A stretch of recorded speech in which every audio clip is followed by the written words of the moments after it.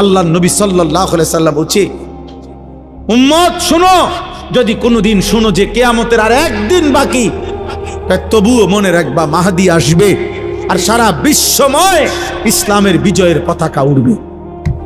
সারা পৃথিবী আরেকবার খেলাফতের রঙে ইসলামের বিজয় নিশানে আরেকবার পৃথিবীবাসী দেখবে। নবীজি এটা ওয়াদা দিছেন। এজন্য যুবক ভাই আমার এই একটা লাইন কথা মনে রাখো, মক্কার জমিনে যেদিন আল্লাহর নবী সাল্লাল্লাহু আলাইহি সাল্লাম কালেমার দাওয়াত শুরু করছিলেন, সেদিন কিন্তু তিনি প্রত্যেকের কাছেই কালেমার দাওয়াত দিছেন, সমান গুরুত্ব দিয়েই দিছেন, কলিজার সবটুকু দিয়ে তিনি প্রত্যেকের কাছেই দাওয়াত দিছেন।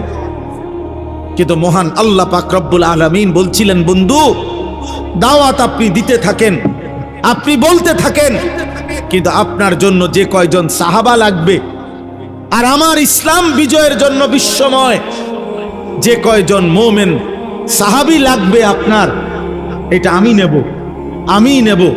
লাগবে যে কয়জন আমি নেব, যাদেরকে আমি চাই দেব, যাদেরকে আমি চাই নেব না।